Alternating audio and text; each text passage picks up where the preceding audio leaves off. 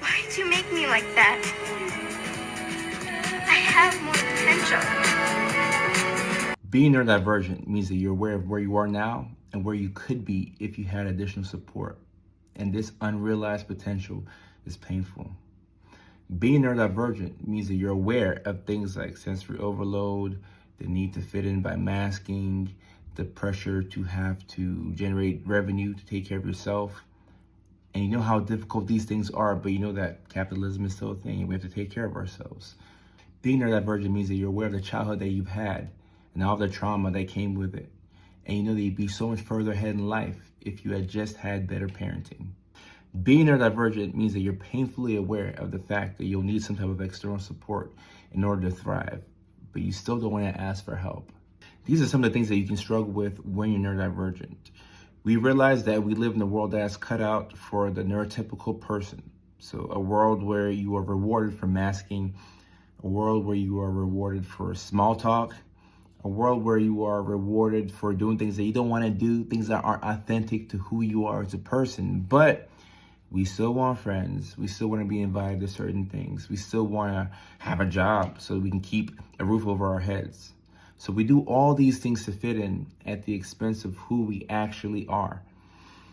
And oftentimes being neurodivergent feels like you have to make a choice between leaning into your true authentic self or creating this curated version of yourself that allows you to survive in a world that's not made for the person that you are. But we gotta take care of ourselves. We have people we have to take care of. We have things that we wanna accomplish and goals and dreams. And you ask yourself, how much of myself do I have to sacrifice in order to get to where I wanna get to? And all of the education that I do online surrounding neurodivergence, I talk about how different it is to have this lifestyle and the modifications that you have to make in order to sustain yourself in a world that's not set up for you. And there's so many things that prevent us from leaning into our authentic selves. And when we lean into our authentic selves, we feel better.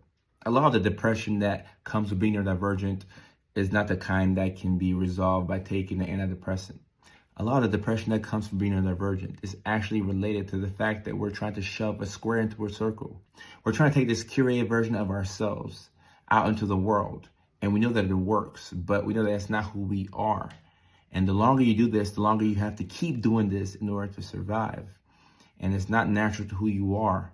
And you have to often recharge by going into self-isolation and taking a break from the world and taking a break from other people just to help your nervous system calm down so you're not dysregulated.